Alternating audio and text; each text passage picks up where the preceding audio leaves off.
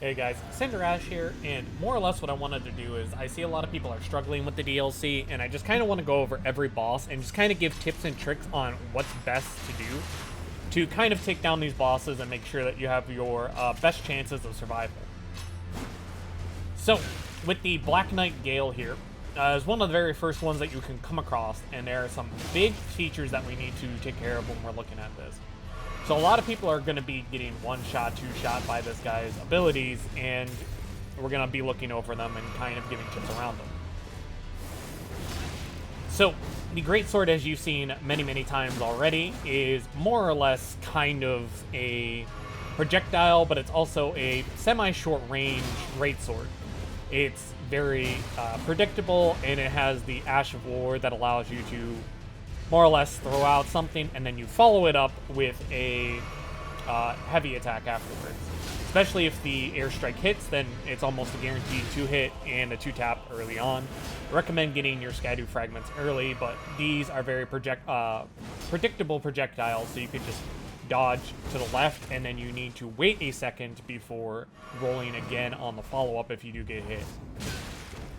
Jump attacks here are very, very unlikely to work since he has such a high poise damaging weapon that I recommend that you take your time with it and you try not to focus and fight it too much. When he has his bow out, you can just simply run or strafe in either direction as long as you're not too close, and you should be able to avoid all, if not most of the projectiles. So you won't have to worry about that. This boss is weak to heavy damaging poise attacks, so anybody with colossal weapons, heavy weapons, strength weapons will find it very easy to poise this, especially if you have a Ash of War that does very high poise damage with it as well. You can also use the Waterfowl Dance like I am here, because it has a pretty high poise, but it doesn't bleed this enemy due to it being a Spectre. He gets one free heal every match, so you need to just simply look out for that, back away, and then wait for him to take another extra sip, where he will do an animation where he's locked in, and you'll be able to get a couple free hits and stagger him, and potentially get a weak spot knockdown, and be able to do some more damage from there. Other than that, you need to just watch out for any jump attacks, because they will pretty much go through any of your poise unless you're using a shield build, and then you'll be good from there. Fire Giants have two different styles to them, and both of them are something important to look at.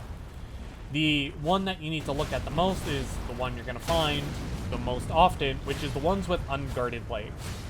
These are very simple ones that all you need to do is just simply jump up and to avoid the fire. You can also try to run away, but you're not going to get out. 2 quick double jumps so you can just stay right on top of it is the best way to go. And you want to just kind of hug this boss, otherwise you're going to get kicked around by these pebbles, and they do a lot of damage.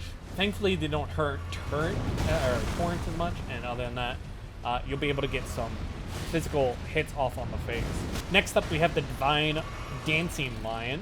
So for the Divine Dancing Lion, this is simply just 2 people in a costume, and there is 4 phases to this boss. Some of you may only see a couple, but this boss is weak to piercing, and it is partially weak to slash and partially weak to blunt weapons. So anything of that nature is going to be very, very good for you.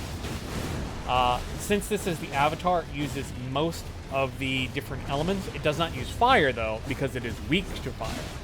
So fire is going to be very, very key for this fight. A lot of this fight is very similar to an ulcerated tree spirit. It has a lot of long animations where it'll jump up and then kind of come crashing down. So if you have issues with ulcerated tree spirits, this boss is going to be very difficult for you, but if you follow through on it, you should do very, very well. A lot of the same motions are used even with the electricity or the other different abilities, such as the whirlwind attack, or any of the simply jumping up and doing a circle before landing, kind of doing a little twist motion with it, very much like an ulcerated tree spirit. So it's very simple, just like a 1-2 roll count. Or you can do what a lot of other people do, but it's a lot more difficult and a lot more scary is you can do jumps. Jumps give you better iframes than rolls. This boss is not very effective when it comes to bleed or stagger with dex weapons, so I would not recommend them. They're just simply what I use to beat a majority of the bosses because I am just a preference on dex. But you should definitely play to the advantages that the game gives you with the ability to kind of either be a strength build or a dex build and be able to swap between those two different weapons. Or even add in a little bit of magic here and there to be able to take care of these, especially with Ashes of War. There's no real reason to not utilize them to your full advantage. Next up, we got a pretty basic overworld copy-paste boss everywhere. This is the Ghostflame Dragon. There is very little that is special about this dragon, so I won't talk about it a lot. It pretty much plays out like any other dragon, except it does Ghost Flame, which is fire and ice together, I believe. So, essentially, again, just play the feet, hit the face if you can, go for the topple attacks when it happens. Any flame breaths that happen, you have to run it back towards the tail. And anything that comes from the chest that is glowing, you need to just back up a good, like, 10 feet towards, like, the tip of the tail or to the tip of the wings, and then you won't get hit by it. Ghostflame Dragons, again, are just kind of weak to what every other dragon is weak to, so a lot of electricity will easily melt this. A lot of hitting in the face will crush it, especially with piercing and or blunt weapons, not so much with slash weapons, but again, I'm a dex player, so I use a lot of slash over piercing, just due to trauma from Dark Souls 2 and 3 with spears and rapiers. Next up, we got a Demi-Human. So this is a fleshy enemy, which means slash is going to be the most optimal, and same with bleed, because that allows it to stack the most. This is a very agile enemy. He's very dex-based, so you want to make sure that you are playing around him.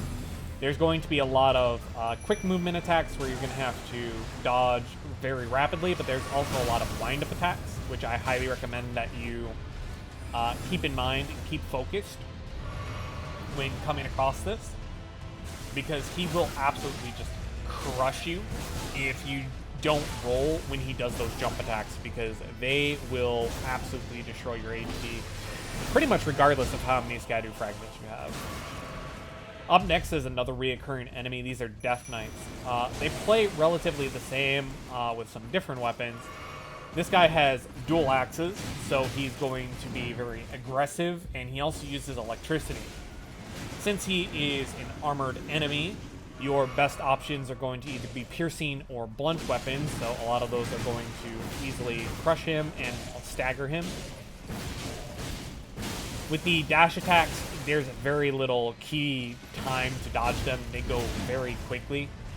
He also powers up halfway through, so you gotta watch out, because then a lot of his attacks will just become a lot of spread electricity, so anything that defends against electrical magic is going to be your best bet.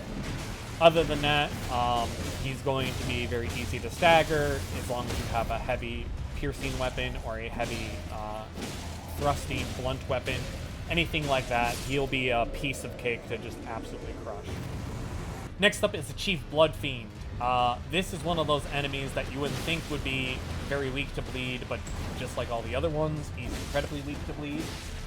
So slashing is going to be really good, piercing is going to be really good, and anything that causes bleed is going to be very, very nice. You could also use electricity on him to stagger him, because he is such a colossal creature that stunning with electricity is going to be very, very easy to do. You want to play close to him, except when he pukes on you, and then you just kind of want to back away. I got incredibly lucky that I did just not one-for-one trade on this and was able to beat him. Another Demi-Human. These are very much similar to base game. Slashing, bleed, going to be very, very good. Anything with fire, again, with the Demi-Humans is going to be extremely good as well. You can also use a heavy weapon with electricity to kind of just stagger them to death, but it's really not necessary. And taking care of these ads is also just kind of not necessary in of itself either. Next up is Rellana. So this character is one of the tougher ones in the Souls franchise. According to a lot of people, this is like Pontiff 2.0. But I see her much more like Dancer from Dark Souls 3 with Pontiff's Sword. It's just a very dancey fight. So a lot of these are just going to be string combos of anywhere from 5 to 14 attacks. This is very much just a dodge when you can and get a couple hits in when it's free to do. Again, she's an armored enemy, so piercing is going to be your best. Not very sustainable for bleed. It takes a long time to get bleed proc on her. She's very easy to stagger, even with heavy weapons such as the Bloodhound's Fang, even though it does bleed. There's some other ones that are also incredibly useful to just absolutely run her over with. Other than that, strength weapon is going to crush her. Just play with her when you can. So, Black Knight Edredd, it's another kind of Crucible Knight, but it's a Black Knight variant for Shadow of the Erdtree. These things are incredibly weak. There's nothing really difficult about them as long as you keep up pressure and you hit relatively hard with any kind of weapon, whether it's dex or strength. They'll just kind of crumble under each other. Ancient Dragon Man, kind of a funny haha boss. Again, it's just a flesh-based enemy, so slash, bleed are going to be very, very strong. He has no armor on whatsoever, obviously, because it's Ancient Dragons.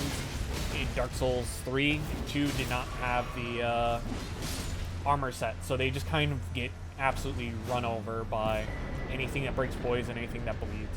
Another dragon fight, copy-pasted from the base game, so again, sticking to the feet, anything like that is going to be vital. Just keep your eyes on the face. Electricity is going to be the best here, or piercing and blunt. Base weapons are going to be better than slash. Again, just play for knockdowns on their poise, and then just jump on their face.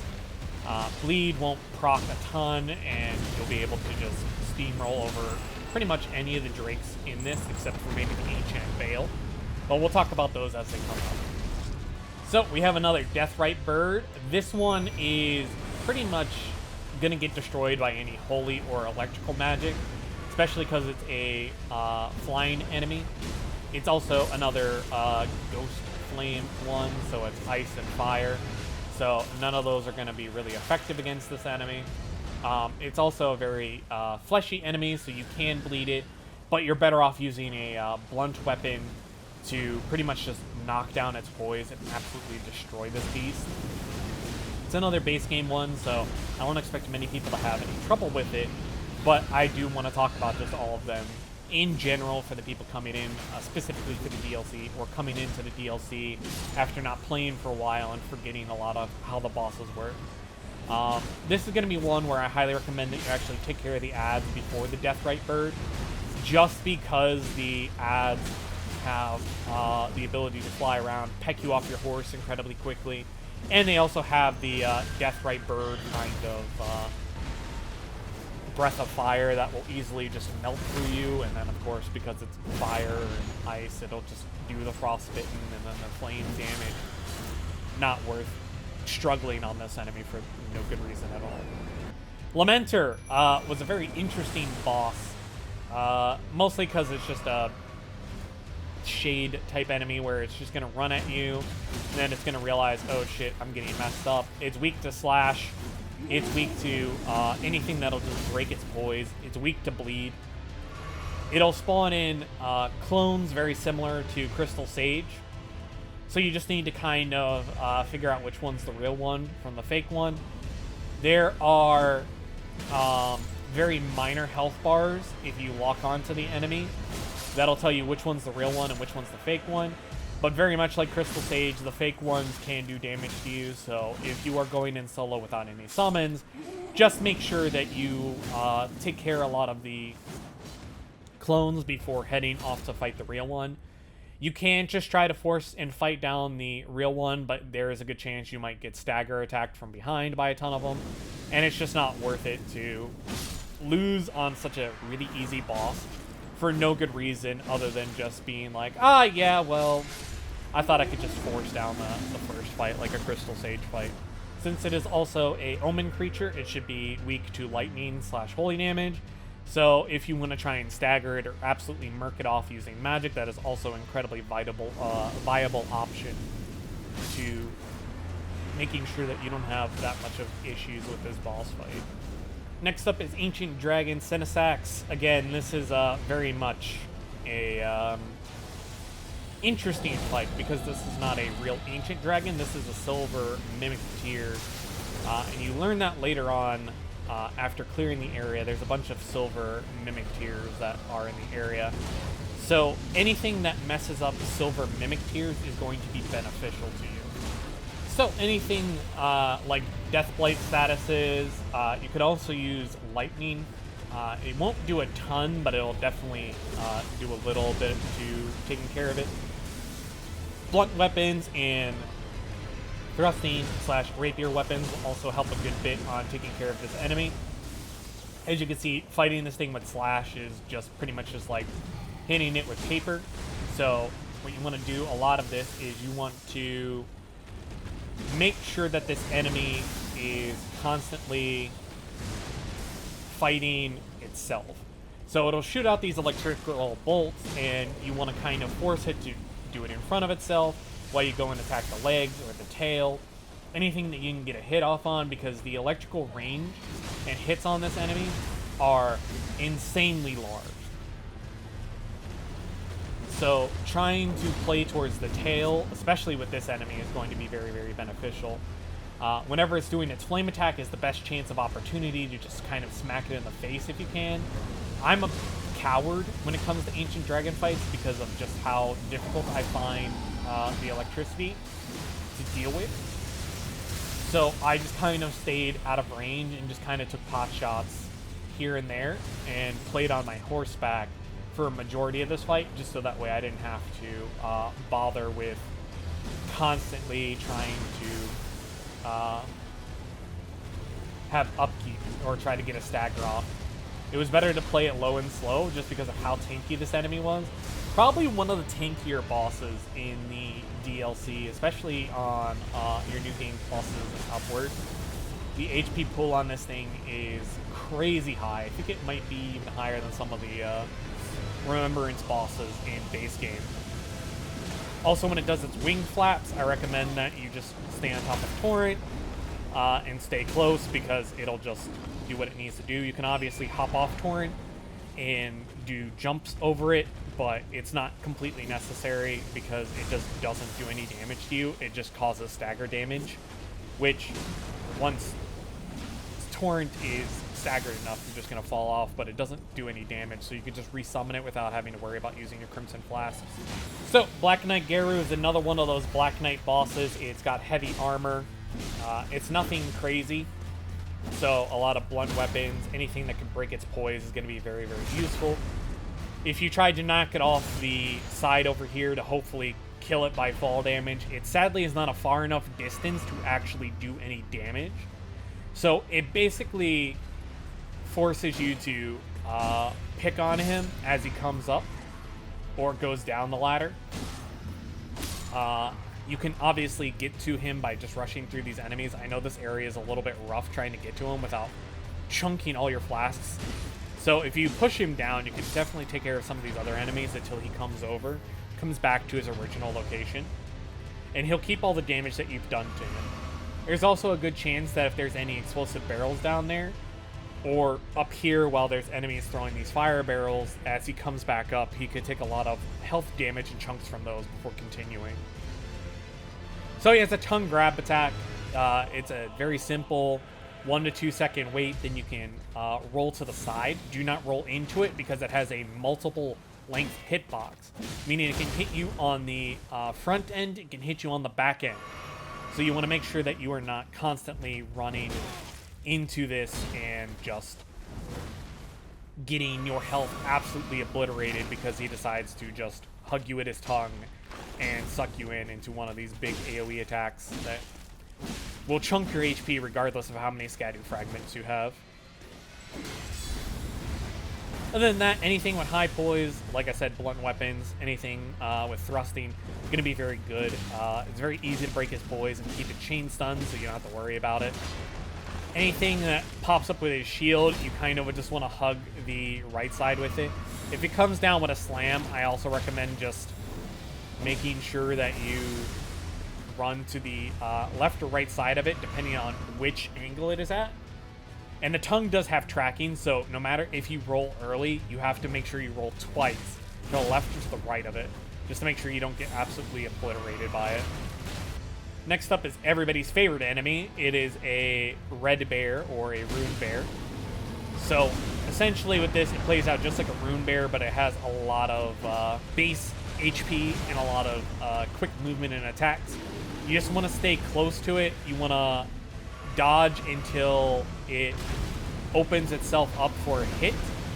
It has at most 3 hit combos, and then it has a AoE rock slam, and you just basically want to jump over those. Those are very predictable ones. It also does a roar, which if you're in the area of it, very much just like in Sekiro, if you're within the roar range, it's going to do a fuck ton of damage and basically chunk you out.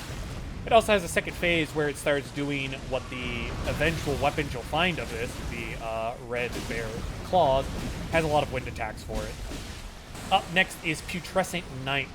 So this is another fleshy enemy, so it's going to be semi-weak to slash, but you're better off with piercing or blunt weapons. It is also incredibly weak to lightning and holy magic and frost.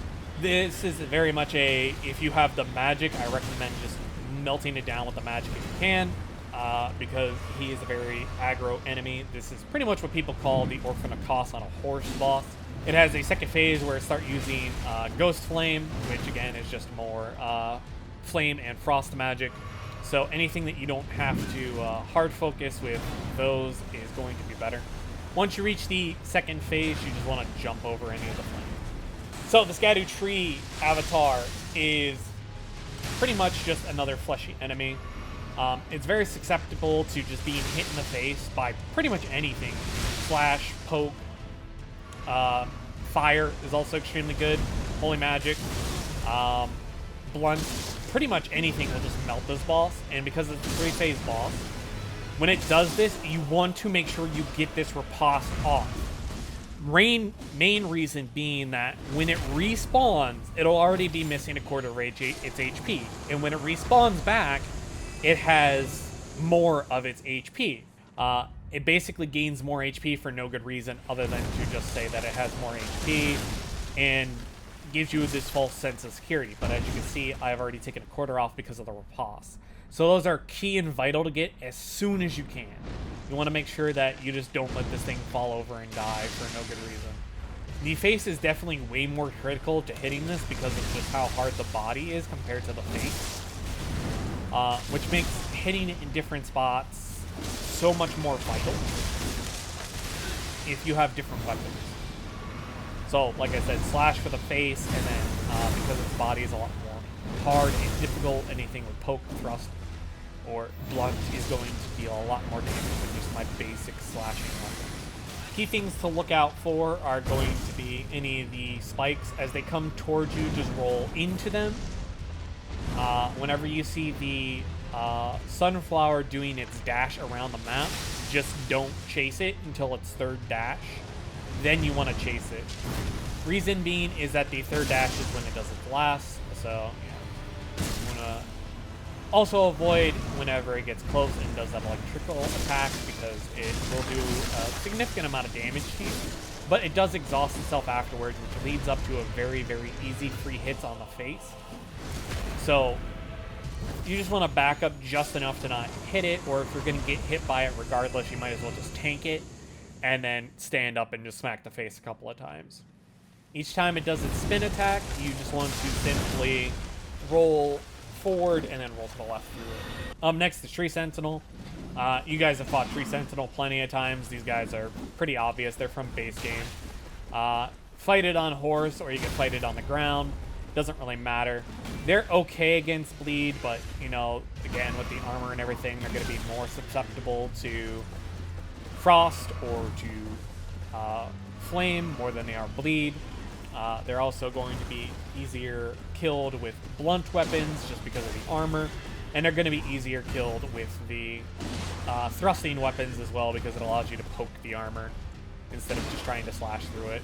You just want to play to its weapon side compared to its shield side, because the shield sides will always have harder time with trying to get the timing on it, and it'll just shield bash you and give you pretty much a stun, and that's not worth it. Playing to the side and just learning when's the best time to dodge into them, as well as when to jump over them is going to be key. Any slashes you could jump over, any jumping attacks that come down on you, you're better off rolling. But you could do it either way. FallingStar Beast, again, is just another one of those bosses that is going to be significantly done easier with any blunt weapons, just because of how hard its armor is. But if you get hit in the face with a slashing weapon, you can bleed it because that is the only fleshy bit on it. It's weirdly designed that way, but blunt is definitely going to be the better option here. You could stagger it very easily with any strength-based weapons, making it easier to get any procs off on it, as well as get any of these like gigantic riposts that you can see me doing right now. It has its second phase moves just like in base game, where it'll do a lot of graviton attacks or gravity-based attacks with rocks. So it's going to be very much just dodge the tail. You want to roll over it, not into it, just because of the multi-frame hitboxes on it. Anything that it does with its rolling and charging, you just want to simply let it do its thing, roll through it, and then just wait for it. Rocks like that, you'll have a better advantage if you're in the pits or you're low compared to anything else. And then it'll almost always do 2 hits with its jaws or with its hip checks into its tail. So you just want to make sure you dodge twice before you try to go ahead and attack it, just because of how difficult it is, and it's just not worth it to take a lot of unnecessary damage, especially in the DLC where everything hits significantly harder, where getting hit by one of those attacks could just basically be death if it has a follow-up to it afterwards. Especially like something like this, where the only reason I lived was because I chugged a pot and barely got over it. So Commander Gaius is one of the rougher enemies when it comes to the entire DLC fight. Just because this enemy has such a wonky hitbox, it's almost difficult to tell when you need to dodge. So for the charge, you actually want to wait until you are on its snoot before you dodge through it, just because of how the boss essentially has its hitbox. It drags a little bit behind it for some reason. Other than that, the boar actually is considered flesh, even though it's armored up. So what you want to do is more or less focus the face, and the rest of it will pretty much crumble. It's weak to everything: slashing, bleed, pouncing, anything like that. So it's very, very quick on that. You can also just do the cheese method of just getting it to one side and going to the other side with Mog's weapon, bleed it out. It doesn't really matter how you beat this boss. It doesn't matter how you beat any of the bosses, as long as you beat it, right? Of course, if you do it the way that I did it, when it goes up in the sky, you want to count to 3 before you start rolling. And you just want to roll close to it and then roll into it as the spikes come up. And then you'll be able to just kind of keep hammering him down. So Curseblade Labirith is a boss version of an overworld enemy. It is a fleshy enemy, so slashing, bleeding, going to be very, very easy to do with this. Of course, this enemy is basically a Beyblade on methane. And yeah, you essentially just want to keep focus on him. He doesn't have very good poise, so even basic slashing weapons can just basically dumpster him. And yeah, you should be able to crush him. So the Golden Hippo, one of the harder ones in the game. So when it does its opener 9 times out of 10 is going to always be the same. It is going to be a charge attack into a bite. 1, 2, 3, roll on 4. Do that count every time. You'll easily avoid it, and you want to roll to the right. A lot of its attacks are going to work out just the same as all the other ones. Anytime it jumps at you, you can roll through it, or you can jump dodge it. Either one works. 1, 2, 3, 4, roll. Every time. Works every time. It also does a lot of 2 attacks. So if it hits on one side, it'll almost always follow up with a double on the other side. And you just basically want to play to its flank and to its hit. Again, it's a fleshy enemy, so anything with fire, anything with slashing, anything like that is going to absolutely destroy it. Rakshasa is a armored enemy, So it's going to basically come down to if you can just poise break it with heavy weapons, you'll be able to absolutely dumpster this character. Its armor is very good, especially if you plan on using it for the DLC, because it just boosts your damage significantly.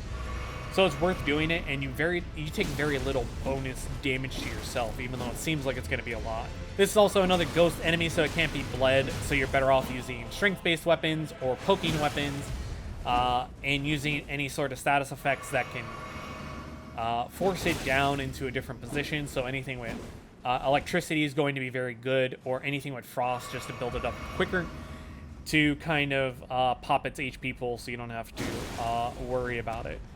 His poise is extremely low for the armor set that he's using, so you can bully him with pretty much any weapon. But those are my tips if you're having a lot of trouble with some of these ghost bosses in the mausoleums. Next up is Jori. Jori is one of those bosses that is very much just an annoying character. So the first one you saw was the arcs. He sends out about 8 to 10 of those every time. So you want to just kind of roll through on 1, 3, 5, and you should be okay through the rest of them. Then he'll do that other attack that you'll see. Very common one is kind of him doing Mog's attack, but with light. He does 10 of those. So you just want to count to 10, and you'll avoid all of them, so you can still get attacks in while he's doing those. When he's doing his summons, you just want to kind of roll through all the arcs. You'll be perfectly fine on them, and you want to avoid his summons. They're not that big of a thing. Any big magic he does, you just want to simply ignore it by rolling straight through it. If you try to roll to the side, you'll get hit by the hitboxes every single time, just because of how big the hitbox is on it. He'll teleport very often with the basically a stagger, so you'll always take a little bit of damage. If you're not taking a ton because of your Scadutree fragments, you can just kind of stay on top of them and just play to get in that stagger. But he's also, again, another fleshy enemy, weak to slashing, weak to flames. He's also weak to frost. Anything with bleeds is going to be very good. You can poke him. You could stagger him with strength weapons just because of how low his stagger is. It's completely worth it. So this is another fleshy boss. This is one of the more difficult bosses, but it is definitely one of the more fun bosses. Highly recommend that this is done with a dex weapon. You can bleed him very, very easily. He'll always open with the same madness effects. The first one is almost guaranteed to hit you, but if you sidestep and he does the second one, you could literally stand in the middle and not get hit. He's using a thrusting weapon, but because he's fleshy, you can easily just use slashing and bleed. He'll take a ton of damage. You can easily break his poise with a lot of strength weapons, so you can do those if you really want. Dodging through any of your hits are going to be really, really good. If you can hit him while he's going up in the air with anything. You could do a pot, you could do some throwing items really quick. It'll break him down so he's not doing any of those crazy abilities and anything like that. And you can pretty much make it so that he doesn't do any special phases by just knocking him down and bleeding him out. So because it didn't happen during mine, I'm going to bring it up here when I was helping somebody during the press release. So when it comes to Rellana, she has this double moon effect, which is actually called triple moon for some reason, even though it's not 3 moons. So she'll go up in the air, she'll drop 1 moon. You want to jump immediately the second you see it coming down. You want to jump again immediately right after. Then you want to lock onto her, go 1, 2, and then jump to avoid the third attack. I didn't avoid it because I had a full health bar, and because I didn't take the other 2 back shots, I didn't get hit by the triple back shot and just get instantly obliterated. Chunking her. If you don't dodge all 3, nice. Or if you don't dodge the first one, oh my god, you're instantly dead. That's it. Game over. Dancer of Rana, again, is just another one of those enemies that is just super weak to slash just because she's fleshy. You don't even need the bleed effect. You can instantly just kind of destroy her. She's really weak, so if you have any trouble with this one, feel free to hit me up. I can definitely help you out with it. So Mesmer almost always opens up with this same ability where he'll jump in the air and jump at you. There's enough buffer time there to get a mimic off or whatever you want to help you with the boss. This boss is a fleshy enemy, even though he looks armored. He's very weak to slash. He's very weak to bleed. I know this one's probably the hardest one for a lot of people, so I really, really want to hammer in a lot of the mechanics here. So with the spears, you can easily just dodge them by rolling to the side or hugging him on his left-hand side. So because he's left-handed, you want to hug the weapon. The reason you hug the weapon is because it's very similar to Ivory King and Dark Souls 2. There's a boss down here, but there's if you no hug the site weapon, of you're not grace. going to get hit. He always has the same opening for his snakes. What? Very vital to keep that in mind. Oh, And okay, anytime okay. he transforms during his snakes, he has frames where he cannot do anything. That allows you to do a jump attack. It allows you to do a couple attacks, especially if you have a bleed weapon. So you can instantly avoid a lot of the downsides to this whole thing. Makes him incredibly easy. If you are using a strength weapon, though, I highly recommend that you play close. You play safe. You dodge a lot, and you only take those 1 to 2 hits during snake transformations back to human. And other than that, you just focus on dodging snakes. Snake positioning can be very, very tricky, but as long as you count Mesmer? in your head, especially for the 4 snake attack Nice. or any of the other ones, the second you see it start to lunge at you, give it a second and then roll, or you want to roll immediately. It really depends on your weight class as well as how you're rolling. You normally want to roll towards it instead of away from it, so that way you don't get hit by the iframes of the grab or the iframes of anything else because of the multiple hitbox. Again, it's a very, very particular one. So Romia is another fleshy enemy, so this one is very susceptible to flames. It's very susceptible to frost and slash. So you can easily bully this creature with no issues at all, and you want can't to do hit the loadouts in body this game, the right? most because it deals the most damage to that piece. Otherwise, if you're using a blunt weapon, your better damage is going to come from hitting either the head or the tail of the scorpion centipede portions of this thing. And then when it gets to half health, it does a transformation where it gets butterfly wings. Those all explode. She does those multiple times. You just want to simply back up, or if you have the HP, you can just tank it and then take a health pot afterwards. She also does this Beyblade move where she brings feathers behind it.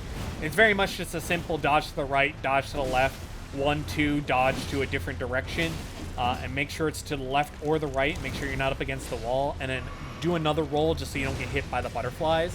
And then you can go back into fighting her as normal. She's pretty simple. She does a couple spin moves, which if you just pay attention, you'll just want to dodge with her, just like you would an ulcerated tree spirit. Just kind of hug her and then roll again on the second one. Red Bear is just another one of those enemies that's a ghost enemy, so anything with blunt or high poise damage is going to be better off than anything with bleed or slash, just because of his ferocity. He will absolutely just kind of nuke you. But he does have very, very weak armor when it comes to poise, so you can just abuse that with any of your jump attacks. You can abuse that with any of your strength weapons, and you can kind of get him in a lock, and you should be able to instantly kind of roll him over. Same thing as all the other ones. If he is doing his little drinky drink of his S's, you can easily punish that and destroy him. Other than that, you just need to avoid the dodge attacks. Just make sure you don't get staggered by him during his hits, and you should be able to just kind of roll over him. It's very much similar to the initial one you fought way at the start of the DLC that was an invader. So this guy's nothing special. He just drops you some, what I would consider, better gloves. So Radahn, this one is one of the harder fights, if not the hardest fight in the entire Souls series. A lot of his attacks are very predictable. He'll always open up the same way that you just saw him open up, and then he'll almost always follow up the same attacks if you do what I did. And then a lot of the attacks you just back roll or roll into him and then jump during the earth phase period. So because I bled him during the cutscene with the ability that I did, it actually did a huge chunk of his HP, and it ticked twice. So that's kind of how I beat this one. A lot of this, you can easily just counter it down to, he's weak to strength weapons, he has a little bit of fleshy bits, but most of this is you're going to need Marigga's Braid. You're going to need some resistances to his slash damage, so Drake Shield Talisman definitely gonna come in clutch here. And then of course bleeding him is a very, very viable option. But if you're also having issues with this, shout out to Cyrobe for his build that he did with the Electrical Flask, which just absolutely nukes him in like 3 or 4 hits. I would recommend that build if you're struggling. Or you can go look at either Fextra Life's or Rage Gaming's Thorn build.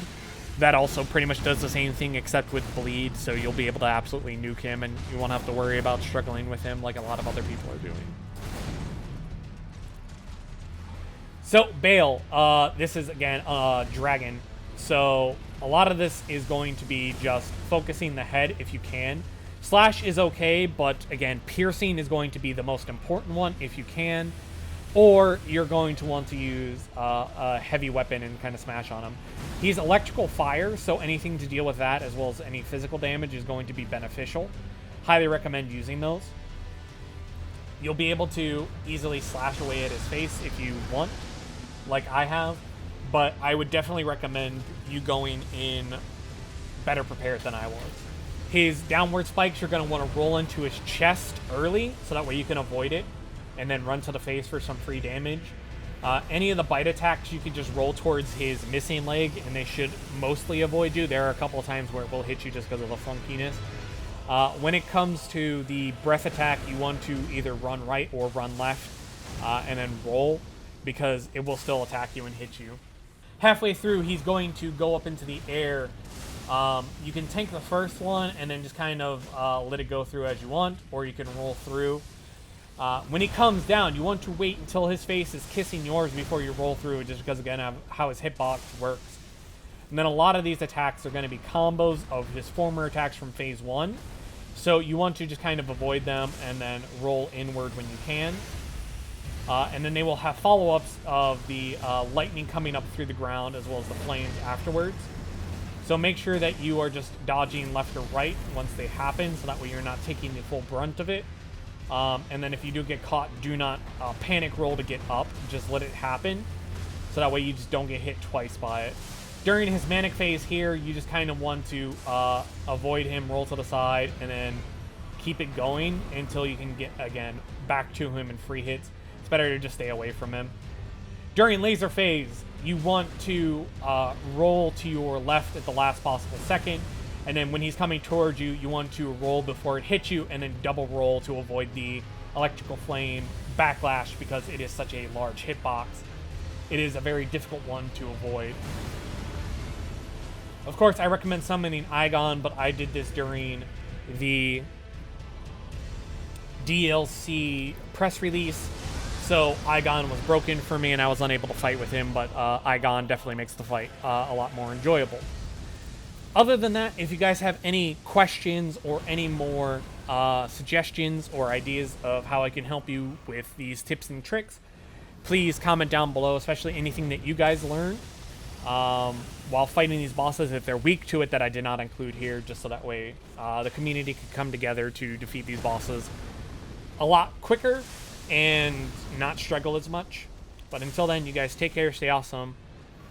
Remember to like and subscribe, all that other YouTube bullshit, and I'll catch you guys on the next one. Bye, guys.